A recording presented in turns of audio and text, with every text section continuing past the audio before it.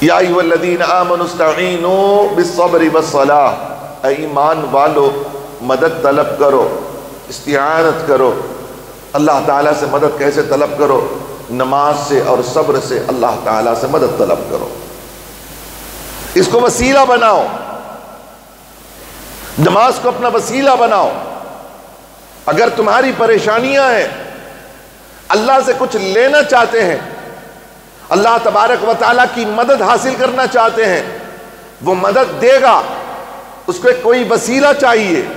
اللہ تعالیٰ فرماتا یا ایھا الذین آمنوا استعینوا، اس کے بعد جو بالصبر، جو با جو لکھا گیا ہے بالصبر، صبر سے پہلے جو بے ہے، اور اس کے بعد جو واو ہے، صبر کے بعد واو، پھر واو کے بعد جو صلاۃ ہے، اس میں اللہ تعالیٰ اس طور پر فرماتا ہے اے ایمان والو تم مدد چاہو اللہ سے، مدد مانگو اللہ سے، وسیلہ کسے پیش کرو؟ بالصبر والصلاۃ، یا تو تم صبر سے اللہ تبارک و تعالیٰ کی مدد چاہو، یا پھر نماز کے ذریعے سے تم مدد چاہو اللہ تعالیٰ سے۔ صبر اور نماز ایسی چیز ہے جو آپ کے ہر مشکلات کو آسان کرنے والی ہے، آپ کو مدد دلا سکتی ہے۔ اللہ کی مدد چاہیے، وہ دلائے گی کون؟ اللہ فرماتا ہے تمہارا صبر اور تمہاری نماز، اس کو وسیلہ بنا کر پیش کرو، صبر اور نماز کو پیش کرو۔ جب اللہ تبارک و تعالیٰ کی بارگاہ میں بندہ قیام کرتا ہے، بندہ رکوع کرتا ہے، بندہ سجدے میں چلا جاتا ہے، اس وقت اللہ تبارک و تعالیٰ سے تم ہم کلام ہوتے ہو۔ ایک وقت وہ بھی ہوتا ہے جب بندہ دعا مانگتا ہے، بس مانگتا ہے رب ذوالجلال سے، اس میں کلام نہیں ہوتا ہے، بس تمہارا کہنا ہوتا ہے، تمہاری التجائیں ہوتی ہیں۔ لیکن نماز ایک ایسی عبادت ہے کہ بندہ اس میں اللہ تبارک و تعالیٰ سے راز و نیاز کی باتیں کرتا ہے، بندہ رب کو کہتا ہے، اللہ بندے سے کہتا ہے، بندہ رب سے کہتا ہے، اللہ بندے سے کہتا ہے، یہ باتیں ہوتی ہیں نماز کی حالت میں۔ اور رسول اللہ صلی اللہ علیہ وسلم نے اسے ارشاد فرمایا کہ میری معراج تو یہ ہے کہ میں اللہ سے ہم کلام ہو جاؤں، میں لامقام جاؤں اور اللہ تبارک و تعالیٰ سے ہم کلام کروں، یہ میری معراج ہے۔ میری امت کی معراج کیا ہے؟ میں لامقام رہا، قاب قوسین کے قرب میں اللہ تبارک و تعالیٰ کے قرب میں گیا اور میں نے اللہ سے ہم کلام کی۔ میری امت کے لیے ہم کلامی یہ ہے کہ وہ جو تحفہ اللہ نے دیا، اسی تحفے میں وہ کھڑے ہو کر کے اللہ سے ہم کلام ہو سکتا ہے۔ وہ تعریف جیسے میں نے قاب قوسین میں اللہ تعالیٰ کی تعریف بیان کی، اللہ کی تعریف بیان نہیں کی، التحیات للہ والصلوات والطیبات، وہاں جہاں کوئی نہیں جا سکتا ہے، وہاں مقام دنا میں جا کر مصطفیٰ وہاں اللہ کی تعریف بیان کر رہے ہیں۔ مصطفیٰ فرما رہے ہیں یہ میری شان ہے کہ میں قاب قوسین میں جا کر کے اللہ کی حمد و ثنا بیان کروں، اور تمہارے لیے میں نے اتنا آسان کر دیا ہے کہ تم نماز میں ہو جاؤ، اللہ تبارک و تعالیٰ کی تعریف و توصیف تم زمین پر کر سکتے ہو۔ اللہ رب العزت ایسا نہیں کہ صرف مصطفیٰ کو جواب دے رہا ہو، خدا کی عزت کی قسم بندہ رب کو کہتا ہے الحمدللہ رب العالمین، اللہ رب العزت وہ تمام تعریفیں قبول فرماتا ہے اور اس بندے کو جواب بھی مرحمت فرماتا ہے۔ آپ کی سماعتیں ایسی نہیں ہے کہ جو اللہ کے کلام کو سن سکیں، اللہ تبارک و تعالیٰ بندے سے کلام کرتا ہے۔ مولا علی مشکل کشا کی بات پر کسی کو اعتراض ہے؟ مولا علی مشکل کشا، یہ وہ مولا علی مشکل کشا ہے جس کے بارے میں آقا دو جہاں صلی اللہ علیہ وسلم نے ارشاد فرمایا انا مدینۃ العلم وعلی بابھا، میں علم کا شہر، علی اس کے دروازہ۔ مولا علی مشکل کشا خود ارشاد فرماتے ہیں جب مجھے خیال آتا ہے کہ میں رب سے کلام کروں، میں اللہ سے بات کروں، تو مولا علی مشکل کشا کیا کہتے ہیں؟ کیا کرتے ہیں؟ میں نماز پہ کھڑا ہو جاتا ہوں، جب میں اللہ سے میں کلام کرنا چاہوں، جب میرے دل میں خیال آتا ہے میں اللہ سے بات کروں، میں اللہ سے بات کروں، جب میری خواہش ہوتی ہے میں کھڑا ہو جاتا ہوں۔ اللہ سے ہم کلام، میں کلام کرتا ہوں، یہ حالت ہوتی ہے اللہ سے کلام تم کرنے کی، ہم کرنے کی۔ مولا علی مشکل کشا کہتے ہیں میں کلام کرتا ہوں اللہ سے، اور جب خیال آتا ہے کہ اللہ مجھ سے بات کرے، ایسا نہیں ہے کہ صرف اللہ انبیاء سے باتیں کرتا ہے، اللہ انبیاء سے باتیں کرتا ہے، اللہ اپنے بندوں سے کلام کرتا ہے، اور اللہ تعالیٰ اپنے حبیب سے بھی کہتا ہے اے حبیب وَإِذَا سَأَلَكَ عِبَادِي عَنِّي فَإِنِّي قَرِيبٌ أُجِيبُ دَعْوَةَ الدَّاعِ إِذَا دَعَانِي۔ سبحان اللہ، اللہ کیسے محبت سے ارشاد فرماتا ہے حبیب جب میرے بندے آپ کے پاس آئے نا، اللہ تعالیٰ کہتا ہے کہ بندے نہیں فرماتا، بندے آپ کے پاس آئے نہیں، لاڑ سے کہتا ہے میرے بندے آپ کے پاس آئے۔ وَإِذَا سَأَلَكَ عِبَادِي، جب میرے بندے میرے تعلق سے آپ کے پاس آ کر سوال کریں، اللہ کے تعلق سے سوال تو اللہ والے ہی سے کیا جا سکتا ہے، ہاں کسے سوال کریں گے؟ خبیر کی معلومات دینے والا کون ہے؟ جو اس کی خبر رکھتا ہے، جو اللہ تبارک و تعالیٰ کی خبر رکھتا ہے وہی بول سکتا ہے۔ اللہ فرماتا وَإِذَا سَأَلَكَ عِبَادِي عَنِّي فَإِنِّي قَرِيبٌ، ان سے کہیے جب میرے تعلق سے پوچھیں کہ مولا کہاں ہے، کہیے وہ تو تمہارے قریب ہے، وہ تو تمہارے قریب ہے۔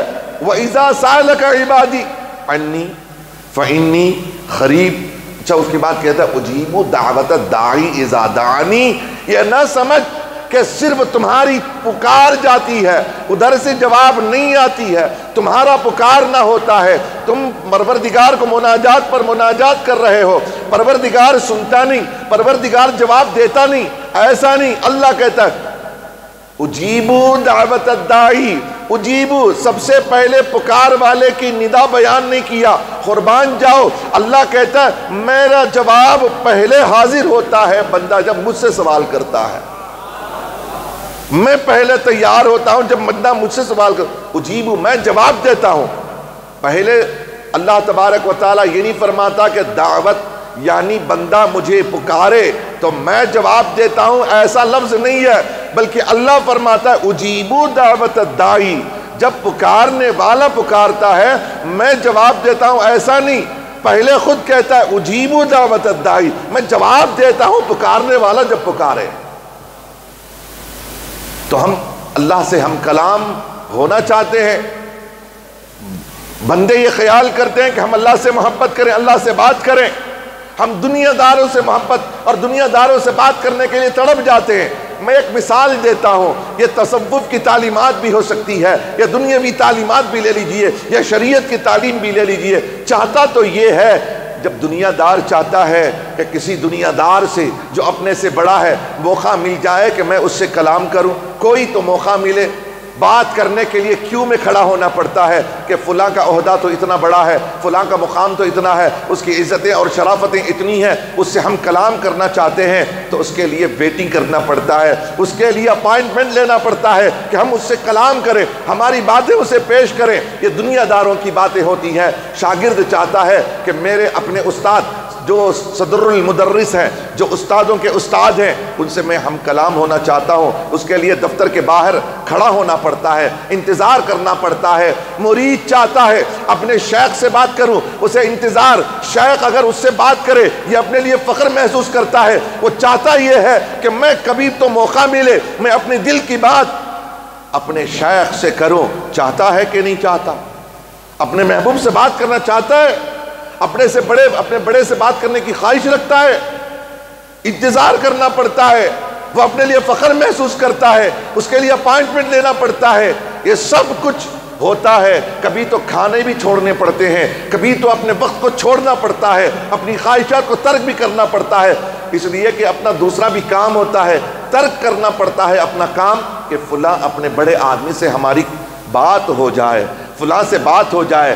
یہاں کا پی ایم ہوتا ہے، یہاں کا سی ایم ہوتا ہے، اس کو بات کرنے کے لیے لوگ کیوں میں کھڑے ہوتے ہیں۔ ایک موقع مل جائے، ایک موقع مل جائے میں اپنی پرچی اسے پیش کر دوں، ایک موقع مل جائے اپنی پریشانیاں اسے سنا دوں۔ ہوتا ہے کہ نہیں ہوتا ہے؟ میں پوچھنا چاہتا ہوں، یہ آپ کے سی ایم سے بات کرنے کے لیے آپ اس قدر تڑپ جاتے ہیں، اس کے لیے وقت نکال لیتے ہیں، اپنے شیخ کو بات کرنے کے لیے تڑپ جاتے ہو، اپنے شیخ سے بات کرنے کے لیے آپ کوشش کرتے ہو، دن رات کوشش کرتے ہو۔ ارے شیخ سے بات کرنے کے لیے آپ کو وقت چاہیے، اپنے استاد کو بات کرنے کے لیے آپ کو وقت چاہیے، اپنے سے بڑے سے بات کرنے کے لیے آپ کو وقت چاہیے، آپ کے سی ایم اور پی ایم سے بات کرنے کے لیے آپ کو وقت چاہیے، لیکن رب ذوالجلال کہتا ہے مجھ سے بات کرنے کے لیے تجھے انتظار کرنے کی ضرورت نہیں، مجھ سے بات کرنے کے لیے تجھے خانہ کعبہ میں آنے کی ضرورت نہیں ہے، تجھے مجھ سے بات کرنے کے لیے کسی مسجد کو محتاج کرنے کی ضرورت نہیں ہے۔ جب تو چاہے مجھ سے بات کرے، کھڑے ہو جا مصلی بچھا کے، شروع کر دے نماز، میں تجھ سے باتیں کرنا شروع کر دیتا ہوں۔ کام تیرا یہ ہے کہ آجا میری بارگاہ میں، آجا میرے سامنے کھڑا ہو جا۔ ارے کبھی تو اللہ رب العزت، اب کبھی تو ایسا بھی ہوتا ہے کہ اللہ کلام کرنا چاہے تو اسے سمت کی بھی ضرورت نہیں ہوتی۔ تو کلام کرنا چاہے تو سمت کی ضرورت ہے۔ تو اگر اللہ سے کلام کرنا چاہتا ہے تو نماز میں کھڑا ہونا، نماز کے لیے تجھے سمت اختیار کرنی پڑتی ہے، لیکن رب کو کلام کرنا بندے سے ہے تو اسے سمت کی بھی ضرورت نہیں ہے۔ بندہ اگر چاہے، اللہ فرماتا کتنی محبتوں کا اظہار رب کرے اور بندہ اللہ سے کلام کرنا پسند نہیں کرتا۔ پھر بھی شکوہ ہے کہ اللہ ہمارے کام نہیں کرتا ہے، ہماری آواز سنتا نہیں ہے، ہماری دعائیں سنتا نہیں ہے۔ خدا کی عزت کی قسم، اگر وہ ہماری دعائیں نہ سنے تو کس کی دعائیں سنے گا؟ وہ ہے ہی مستجاب، ہماری دعاؤں کو قبول کرنے والی ذات اللہ کی ہے، کوئی اور نہیں ہے جو ہماری دعائیں قبول کرے۔ دعائیں قبول کرنے والی ذات اللہ کی ذات ہے۔ آپ کو اپنا دکھ درد سنانا ہے، اپنے دکڑے سنانے ہیں، اس سے سناؤ جو آپ کے دکڑوں کو سن کر کے آپ کے دکڑوں کو دور کر دے، آپ کی پریشانیاں سن کر کے آپ کی پریشانیوں کو سالو کرے، اس ذات کو سناؤ۔ پوری دنیا کو سناتے ہیں لیکن اسے نہیں سناتے جسے سنانا چاہیے۔ ہم سب کو سناتے ہیں، ہم اسے سناتے ہیں جو ہماری بگڑیاں سدھار نہیں سکتا، ہمارے ٹوٹے ہوئے دلوں کو جوڑ نہیں سکتا، ہم اسے سناتے ہیں۔ سناؤ اسے جو ہمارے دلوں کو جوڑ دے، سناؤ اسے جو ہماری بگڑی حالتوں کو سنوار دے۔ وہ ذات رب ذوالجلال کی ذات ہے۔ آؤ نہ رب ذوالجلال کی بارگاہ میں کھڑے ہو جاؤ اور رب ذوالجلال کی بارگاہ میں کہو الحمدللہ رب العالمین۔ ارے تمہاری اوقات اور ہماری اوقات کیا ہے جو رب کی تعریف کرے؟ رب کہتا ہے تیری زبان میں میں ایسی تاثیر دیتا ہوں کہ میں ڈائریکٹ تیرے کلام کو سنتا ہوں تو مجھے ڈائریکٹ میری تعریف کر سکتا ہے، تو میری تعریف کر۔ کوئی سنے نہ سنے، کوئی تیری تعریف سنے نہ سنے، اس کا خیال نہ کر، بلکہ میں وہ ہوں کہ ہر ایک کی تعریف سنتا ہوں۔ میں ہر ایک کی تعریف، بچہ میری تعریف کرے میں اس کے سنتا ہوں، جوان تعریف کرے اس کی تعریف سنتا ہوں، بوڑھا تعریف کرے بوڑھے کی سنتا ہوں، غریب تعریف کرے اس کی بھی سنتا ہوں، فقیر تعریف کرے اس کی بھی سنتا ہوں، لکھپتی تعریف کرے مالدار تعریف کرے اس کی بھی سنتا ہوں۔ اسی لیے مسجد میں یہ قانون بنا دیا گیا ہے کہ یہاں کوئی بڑا پہلے صف اول میں، غریب دوسرے صف میں، اور زیادہ فقیر اس کے پیچھے، مسکین اس کے پیچھے نہیں، ایک ہی صف میں کھڑے ہو گئے محمود و ایاز، نہ کوئی بندہ رہا نہ کوئی بندہ نواز۔ یہ وہ بارگاہ ہے، اس میں کوئی محمود و ایاز کا مسئلہ نہیں، اس میں آقا و غلام کی تفریق نہیں ہے، رب کے سامنے سب ایک ہے۔ اور اللہ فرماتا ہے اللہ غنی وانتم الفقراء، کروڑ پتیوں فقیروں، اتنا دھیان نکال دو اپنے ذہن سے کہ اللہ کے سامنے کوئی فقیر کوئی مالدار نہیں، سب اللہ کے سامنے فقیر ہیں، سب اللہ کے سامنے منگتا ہے۔ اللہ کہتا ہے اللہ غنی، وہ ایک ہی ذات ہے جو غنی ہے، غنی کوئی نہیں، غنی کوئی نہیں۔ اور جسے نواز دے اللہ، جسے بنا دے وہ عثمان غنی، اللہ جو اپنی صفت غنا عطا کر دے وہ عثمان غنی۔ اللہ سے بڑھ کر کوئی سچا نہیں ہے۔ اللہ اپنی وہ صفت عطا کر دے تو وہ ابو بکر صدیق، اپنی صفت کسی کو دے دے تو وہ بن جاتے ہیں۔ اللہ جسے بنا دے وہ عثمان غنی، اور اللہ کے سوا کوئی غنی نہیں ہے۔ اللہ غنی وانتم الفقراء، تو ایک ہی بات ہے کہ یہ وہ بارگاہ ہے جس میں آپ جھکو گے۔ اللہ تبارک و تعالی کی بارگاہ کا حال کیا ہے؟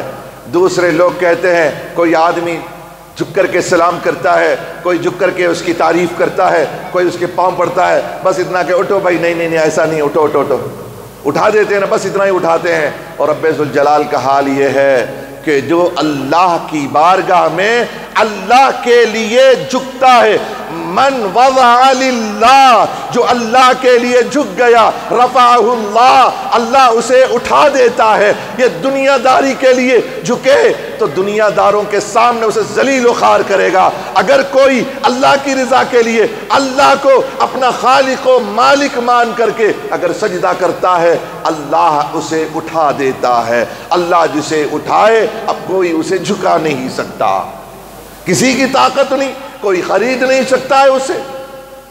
الحمدللہ۔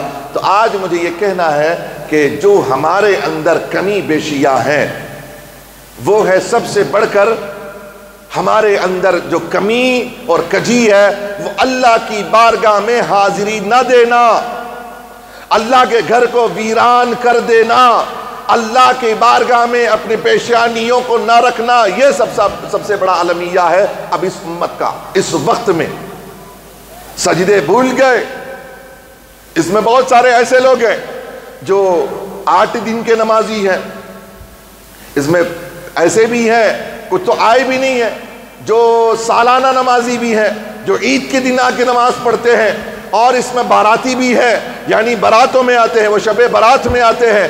اور دیکھیں نا کل کا حال کیسا تھا، ماشاءاللہ۔ اب تو ان کی تعریف کرنی پڑے گی کہ ہماری مسجد ہے یہ فل ہو گئی، اوپر کی فل ہو گئی، اس سے جو چھت ہے کھلا ہوا چھت وہاں بھی فل ہو گئی، جہاں چلنے پھرنے کے راستے وہاں لوگ کھڑ کے نماز پڑھیں۔ کون سی رات میں؟ کون سی رات؟ شب برات۔ اور ایسا نہیں کہ صرف ہماری مسجد ہاؤس فل لگی ہے، ہاؤس فل کا بورڈ جو باہر ہمارے صرف مسجد میں نہیں، ہر مسجد کا حال یہی ہے کہ سب کے مسجدوں میں ہاؤس فل کا بورڈ لگا ہے۔ میں پوچھنا چاہتا ہوں وہ نمازی کہاں سے آ گئے؟ کہاں زمین سے نکل گئے؟ آسمان سے اتر گئے؟ کہاں سے آ گئے نمازی شب برات میں؟ وہ ایک ہی رات ہے جس پر نمازیں فرض ہیں۔ خدا کو ناراض نہ کرو، خدا کی ذات سے مذاق نہ کرو، یہ تمہارا مذاق ہے۔ اچھا، اللہ تبارک و تعالیٰ نے جو فرمایا فَوَيْلٌ لِّلْمُصَلِّينَ الَّذِينَ هُمْ عَنْ صَلَاتِهِمْ سَاهُونَ، کیوں فرمایا اللہ رب العزت نے؟ فرمایا یہ تمہارا جو مذاق ہے اللہ سے کرتے ہو، جو تم مذاق کرتے ہو، اس کے شریعت کی دھجیاں اڑاتے ہو، اللہ کے قانون کی دھجیاں اڑاتے ہو، مذاق کرتے ہو اللہ کی شریعت سے۔ آ گئے، یاد آ گیا تو آ گئے، یاد نہیں آیا تو کاروبار میں رہ گئے، کبھی آ گئے تو فجر میں آ گئے، کبھی آئے تو ظہر میں آ گئے، پھر عصر بھی غائب، مغرب بھی غائب، عشاء بھی غائب، کبھی آ گئے فری تھے مغرب میں آ گئے، فری تھے عشاء میں آ گئے، فری تھے عصر میں آ گئے، کوئی ایک نماز پڑھ لی، بس بہت بڑا کام کر دیا، تم نے مذاق کیا ہے۔ اللہ فرماتا ہے فَوَيْلٌ لِّلْمُصَلِّينَ، ان نمازیوں کے لیے ویل ہے، ویل ہے، عذاب ہے ان لوگ نمازیوں کے لیے۔ کیا کرتے ہیں یہ لوگ؟ نمازیوں کو بھی ویل، یہ وہ جہنم کا طبقہ ہے، جہنم کی ایک جگہ ہے جس کا نام ویل، فَوَيْلٌ لِّلْمُصَلِّينَ، ویل ہے نمازیوں کے لیے۔ یا اللہ نمازی بھی اور ویل بھی اسے کہا؟ ہاں، کیوں؟ اس لیے کہ الذین هم عن صلاتهم ساہون، وہ اللہ تبارک و تعالیٰ کی بارگاہ میں کیا کرتے ہیں؟ مذاق کرتے ہیں، بھول جاتے ہیں، اللہ کی بارگاہ کو بھول جاتے ہیں، میں خالق و مالک ہوں اس بات کو بھول جاتے ہیں، آتے نہیں میری بارگاہ میں۔ کبھی یاد آیا آ گئے، کبھی یاد آیا تو آ گئے، شب برات آئی، بس سب لوگ جاتے ہیں شب برات ہے، لائٹنگ کر دی گئی ہے، مسجد کو ذرا چلے جائیں گے، ذرا وہاں کے نظارے دیکھ آئیں گے۔ آج لوگ جو ہے کپڑے پہن کے آ جاتے ہیں، ہم بھی کپڑے پہن کر کے چلے جائیں، بس 4 رکعت کی نماز پڑھو، پھر اس کے بعد غائب۔ کب؟ آئندہ شب برات تک غائب۔ آئندہ شب برات کو پھر ملاقات ہوگی انشاءاللہ مسجد سے۔ مسجدیں مرثیہ خواہیں کہ نمازی نہ رہے، مسجدیں مرثیہ خواہیں، مسجدیں میت پر جو مرثیہ پڑھتے ہیں وہ پڑھ رہی ہے مسجدیں۔ اور آپ کو معلوم ہے کہ ویران آپ نے کر دیا ہے اللہ کے گھر کو، اللہ کے گھروں کو آپ نے ویران کر دیا ہے۔ ہر محلے میں مسجد ہوتی ہے، ہر محلے میں مسجد ہے، اور کئی تو ایسے علاقے میں ایک محلہ 2 مسجدیں۔ تو حالت یہ ہے کہ مسجد تو بنا دی شب بھر میں ایمان کی حرارت والوں نے، مسجد تو بنا دی شب بھر میں ایمان کی حرارت والوں نے، من اپنا پرانا پاپی ہے، برسوں سے نمازی بن نہ سکا، برسوں سے نمازی بن نہ سکا۔ دے دیں گے آپ کو کیا دینا ہے لے لیجئے، نماز کو نہیں آئیں گے۔ یہ حالت ہے۔ خدا را اپنے آپ کو بچاؤ، اپنے آپ کو بچاؤ۔ نماز سب سے اہم اور افضل العبادت اگر ہے تو وہ نماز ہے، سب عبادتوں میں افضل۔ سنو افضل کیوں فرمایا گیا؟ زکوٰۃ بھی ہے، زکوٰۃ بھی ہے، حج بھی ہے، روزے بھی ہیں، سب ہیں، لیکن تمام میں افضل عبادت کون سی ہے؟ سب سے افضل، سب سے سستی نماز ہے، سب سے سستی ہے۔ روزے میں مالی اور بدنی دونوں معاملہ ہوتا ہے اس میں، اور روزہ تو رکھا جاتا ہے، وہ ایک عمل ہے، لیکن فرمایا گیا کہ سب سے افضل اگر اللہ تبارک و تعالیٰ کی عبادتوں میں ہے تو وہ نماز ہے۔ افضل العبادت نماز۔ کیوں؟ اس لیے کہ اس میں معراج ہوتی ہے بندے کی۔ اس میں کیا ہے؟ بندے کی معراج ہے، وہ اللہ تعالیٰ سے ہم کلام کرتا ہے۔ ارے ہماری نمازیں یہ ہیں کہ ہم تو کبھی ناک پہ نظر کر کے سجدہ کرتے ہیں، کبھی ہم گود میں دیکھ کر کے نماز ادا کرتے ہیں، کبھی ہم سجدہ گاہ کو دیکھ کر کے ہم نمازیں پڑھتے ہیں۔ ایک وہ بھی تھے کہ جب ان کی نگاہیں ہوتی تھیں، قیام میں ہوتے تو خدا کو دیکھتے، سجدے میں ہوتے تو رحمان کے قدموں کو دیکھتے، جب وہ رکوع میں جاتے تو رحمان کا نظارہ کرتے۔ یہ وہ لوگ تھے جن کی نمازوں میں خدا نظر آتا تھا، وہ پہلے درجے کی نماز پڑھا کرتے تھے۔ یہ تھی ان کی نماز کی معراج، سرکار دو عالم صلی اللہ علیہ وسلم کی معراج وہ۔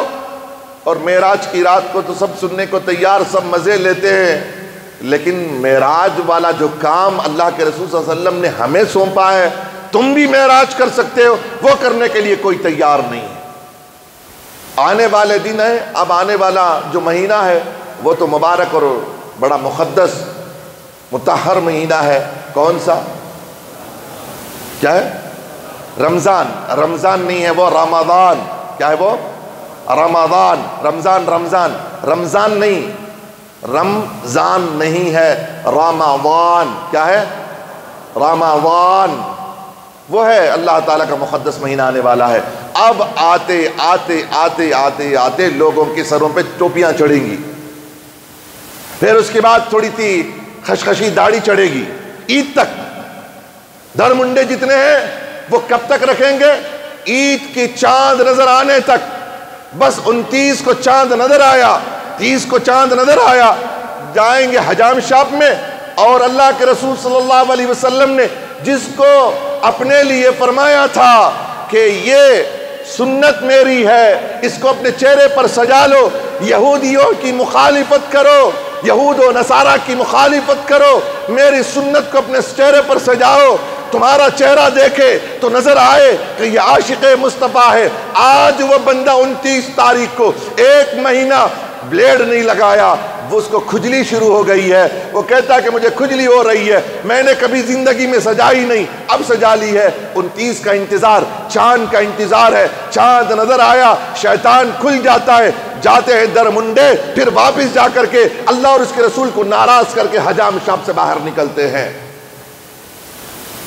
عجیب حالت ہے مسلمانوں کی۔ مصطفیٰ جان رحمت صلی اللہ علیہ وسلم کے کلیجے اور دل پر، آپ ان کے جگر پر وسترہ چلاتے ہیں آپ لوگ، داڑیاں منڈا کر کے، جورو بول دلی تو داڑھی رکھ لیں گے، کوئی ہیرو رکھ لے تو داڑھی رکھ لیں گے، وہ اسٹائل پہ رکھ لیں گے، گردہ کسی اور نے رکھا تو اسے دیکھ کر کے رکھ لیں گے، میرے مصطفیٰ نے رکھا اس لیے نہیں رکھا، کوئی فیشن کے لیے رکھا، کبھی سلمان رکھ لے۔ اور لوگ پھٹے پینٹ پہنتے ہیں، پھٹے ہوئے پینٹ پہنتے ہیں۔ میں پوچھنا چاہتا ہوں تمہاری نمازوں کے لیے یہ ران کھلا ہوا ہوتا ہے، اتنا 4 انچ پینٹ پھٹی ہوئی ہوتی ہے، تمہاری جو فرض ہے چھپانا بدن کا ستر عورت وہ نظر آتا ہے، تم نے پینٹ پہنی کیوں؟ اس لیے کہ سلمان نے پہنا تھا، کسی نے خان نے پہنا تھا، اس لیے میں بھی پہنتا ہوں۔ خدا کی قسم یاد رکھو، ان خانوں نے مسلمانوں کو برباد کیا ہے، اس نے خدا کے ساتھ اس نے شرک کیا ہے۔ اللہ تعالیٰ فرماتا ہے لا تنکحوا المشرکات، مشرکات سے نکاح ہرگز نہیں اسلام میں جائز ہے، حرام ہے، حالانکہ ان خانوں نے غیر مسلموں سے شادی کی ہے، ان کے جو اولاد ہوئے کوئی حلال اولاد نہیں، ان کی ہونے والی اولاد بھی حرامی اولاد ہے،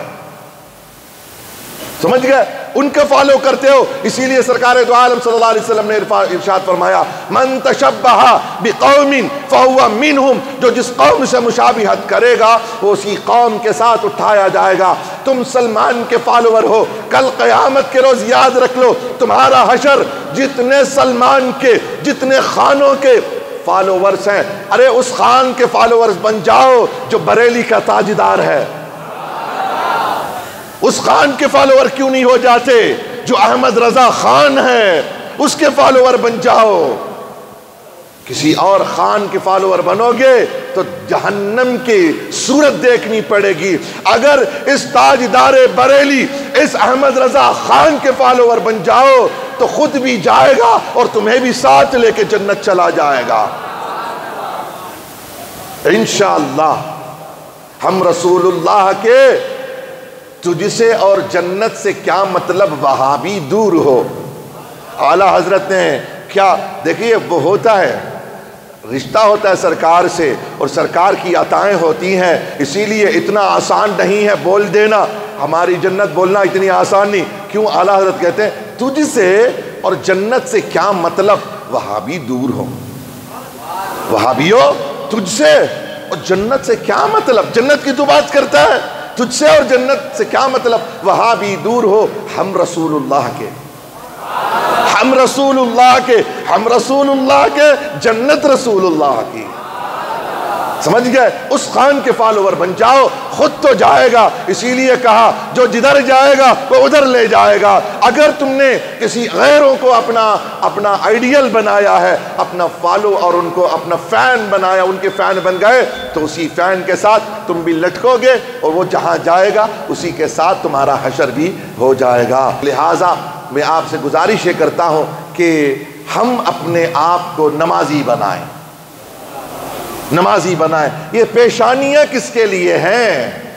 یہ پیشانیاں یہ کس کے لیے پیشانیاں ہیں؟ سو چوڑی تھی بھی رندے، چھوٹی تھی بھی رندے، بڑی پیشانی باعث کی۔ میرے والد فرماتے تھے کہ جس کی بڑی پیشانی اللہ اس کا مقدر بڑا لکھتا ہے اس میں، بلکہ مذاقیہ طور پر بولا کرتے تھے میرے والد۔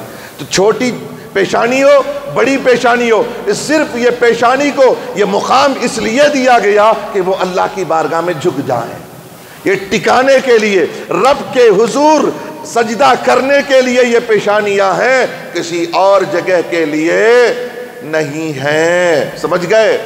ہاں بوسہ دینے کے لیے مزارات میں چومتے ہیں، آنکھ لگا کے چومتے ہیں، لیکن کسی بارگاہ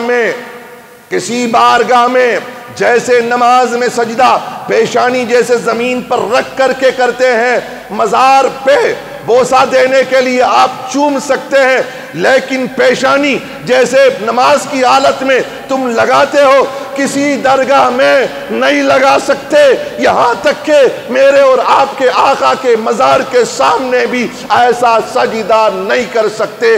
حرام ہے، حرام ہے، حرام ہے۔ جب نبی کے لیے سجدے حرام تو تمہارے پیروں کے لیے کہاں سے جی ہو جائے گا حلال؟ تمہارا کوئی معصوم، یہ معصوموں کا مسئلہ سے سب چکر چھوڑو، کوئی معصوم نہیں۔ قیامت میں یہ پیروں کو پکڑا جائے گا، ہمارے معصوم جوتیاں پڑیں گی. یاد رکھو معصوم فرشتے ہوتے ہیں, معصوم انبیاء ہوتے ہیں. اس سے آگے کہہ رہا ہوں سن لو, افضل البشر بعد الانبیاء ابو بکر صدیق, وہ بھی معصوم نہیں. مولا علی مشکل کشا معصوم نہیں. امام حسن مجتبی معصوم نہیں. فاطمہ معصوم نہیں. اہل بیت کوئی صحابی معصوم نہیں. صرف انبیاء معصوم ہیں, فرشتے معصوم ہیں. اگر تم میں دم ہے کہ تم اگر کسی کو معصوم ان کے علاوہ کہتے ہو, دلیل پیش کرو, ہم دلیل سے ثابت کریں گے سوائے دو کہ کوئی معصوم نہیں ہے. اللہ نے صرف دو ہی کو بنایا معصوم, ایک نبیوں کو, ایک جسے فرشتوں کو. سمجھ گئے؟